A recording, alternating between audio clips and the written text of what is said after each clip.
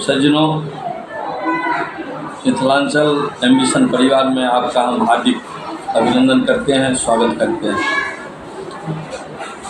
आज भारतीय उद्योग के महानायक रतन टाटा की जीवन से हमें जो प्रेरणा मिलती है वो उससे संबंधित कुछ बातों को साझा करना चाहता हूँ।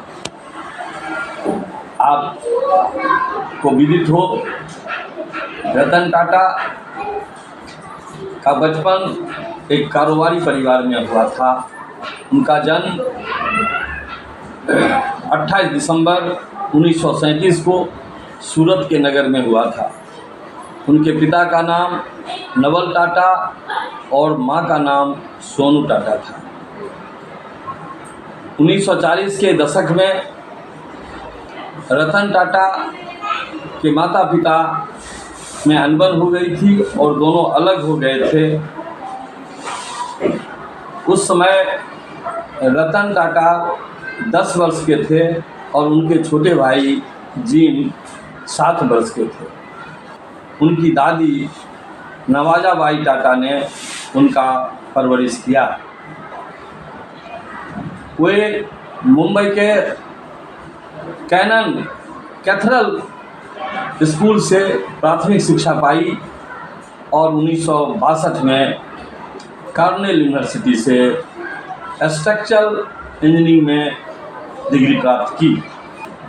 इंजीनियर होने के बाद वे विदेश चले गए और 1975 में कैलिफोर्निया से उन्होंने स्ट्रक्चरल एडवांस मैनेजमेंट में डिग्री हासिल की। भारत लौटने के पहले लॉस एंजल्स एवं कैलिफोर्निया में कार्यरत हुआ। वहाँ से जब भारत लौटे तो 62 में उन्हें टाटा ग्रुप में शामिल किया गया। आश्चर्य की बात यह है कि वो बचपन से ही हालात से जूझते आ रहे थे। बचपना भी अकेलेपन में बीता, इसलिए और हालात से खेलते हुए डूबती नैया को पार लगाने का तरीका बचपन से ही मेधावी होने के नाते उनके दिल और दिमाग में था। उन्होंने पीछे मुड़कर नहीं देखा और अपने टाटा ग्रुप के समूह में जमशेदपुर में स्टील शॉप फ्लोर पर काम करना शुरू किया। 1971 में उनको नेल्को का डिप्टी डायरेक्टर बनाया गया। जिस समय कंपनी की बुरी हालत थी, टाटा ने हालात से खेलना सीखा था। उस समय भी उन्होंने कभी पीछे मुड़कर नहीं देखा और डूबते नैया को किनारे लगाकर दुनिया में उस कंपनी का नाम रोशन किया। 1981 में टाटा ग्रुप के अध्यक्ष बनाए गए। इंडस्ट्रियल एरिया में समझ लिया कि एक काफ़ी दूरी तक, काफ़ी ऊंचाइयों तक कंपनी को ले जा सकता है। तो जे.आर.डी. टाटा ने 1998 में और उनको जे.आर.डी. टाटा ग्रुप के पूरे अधिकारी का अध्यक्ष बना दिया और वो अपने को सेवानिवृत्त समझे। रतन टाटा अनमोल रतन हैं। उन्होंने पीछे मुड़कर नहीं देखा और कंपनी की ऊंचाई की ओर ले जाना चाहा, जो ईश्वर भी परीक्षा की घड़ी देकर सोने को और चमकाने की काम करते हैं। आपको सुनकर बहुत ही प्रसन्नता होगी और हैरानी भी होगी कि जब वो 98 में पहली कार इंडिका का लॉन्च किया तो उनकी स्थिति अच्छी नहीं हुई। यहाँ तक कि उन्हें कंपनी बेचने की कगार पर आ गए और विदेश में जाकर उन्होंने बिल फोर्ड से कहा कि आप इस कंपनी को खरीद लें। बिल फोर्ड ने उनके साथ अच्छा बर्ताव नहीं किया। उन्होंने कहा कि इस कंपनी को खरीद कर हम आप पर एहसान कर रहे हैं, जिस बात ने रतन अनमोल टाटा को, जो अनमोल रतन कहे जाते हैं, उनके दिल और दिमाग दोनों पर असर डाला।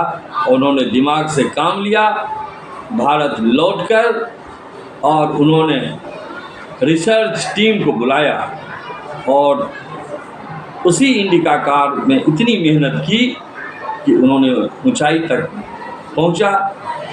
समय किसी का नहीं होता है सज्जनों, काबिलियत काम आती है। जब फोर्ड कंपनी 2008 में जब रॉबर्ट रेनिलो को कंपनी जब बुरी हालत में आ गई और पुनः भारत के रतन टाटा से मुलाकात की, तो रतन ने उनके साथ अच्छा बर्ताव करते हुए उनकी कंपनी को खरीद लेने की बात कही। जब कंपनी फोर्ड को खरीदा तो बिल फोर्ड ने कहा था कि इस कंपनी को खरीदकर आपने मुझ पर एहसान किया है। याद कीजिए, प्रकृति करवट लेती है और उन्होंने उनका जवाब उनके प्रश्न के साथ दे दिया। यही समय का तकाजा है, यही काबिलियत है, यही हालात से खेलने का सही तरीका है और जीवन जीने के लिए रतन टाटा के जीवन से हमें प्रेरित होनी चाहिए। वो कारोबारी परिवार और अच्छे परिवार, ऊंचे परिवार में ज़रूर जन्म लिए थे, लेकिन हालात ने उनको अकेले छोड़ दिया था। आपको यह भी सुनकर हैरानी होगी कि वो शादी नहीं कर पाए, वो जीवन भर अकेले रहे। कभी कभी उन्हें अकेलेपन का एहसास होता रहा। आज रतन भारत के प्रधानमंत्री के जो इंडस्ट्रियल भारतीय औद्योगिक जो परिषद है उसके वे सदस्य हैं। और जब 1922 की बात आई, 2022 की बात आई, तो आपको आश्चर्य होगा कि उन्होंने कई अवार्ड लिए अपने जीवन में। कोई सरल स्वभाव के थे। उनके जीवन से संबंधित शांतनु नायडू जो पेशे से इंजीनियर थे और स्ट्रक्चरल डिजाइनिंग इंजीनियर के रूप में रतन टाटा के वो मित्र बन गए। एक संदर्भ में कहना चाहता हूँ कि रतन टाटा काफ़ी जानवरों से भी प्रेम करते थे।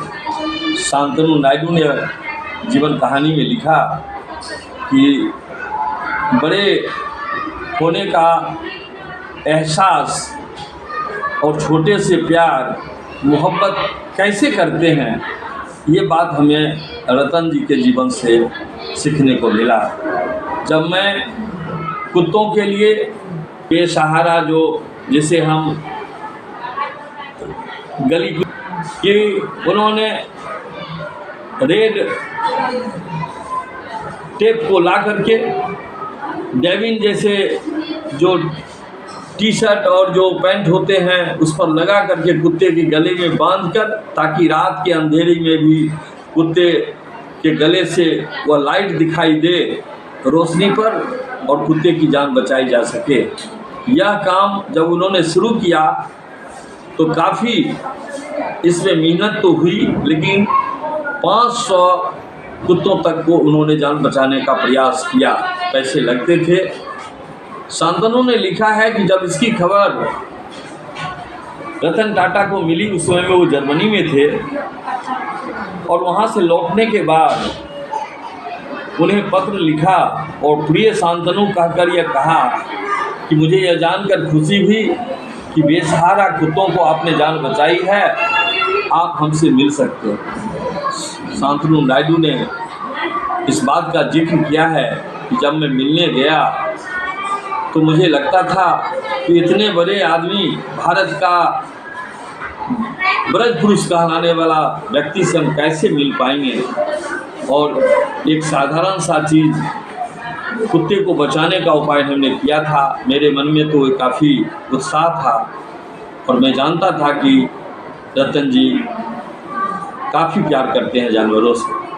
जब मैं वहाँ गया तो उन्होंने कहा कि बहुत बहुत धन्यवाद है, आपने इस बेसहारों को जाने बचाई है, बताइए आप क्या मानते हैं।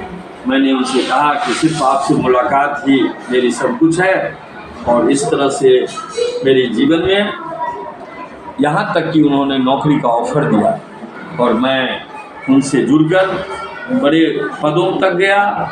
और ये रतन टाटा की ज़िंदगी, उनके सरल स्वभाव, उनके मेधावी व्यक्तित्व यह प्रदर्शित करता है। हम सबों को इनसे प्रेरणा लेनी चाहिए, प्रेरित होने चाहिए और अपने जीवन में बड़े होने से, पैसे वाले रहने से आज व्यवहार में, व्यक्तित्व में भी बड़प्पन होनी चाहिए। यही हमें सीख मिलती है। धन्यवाद।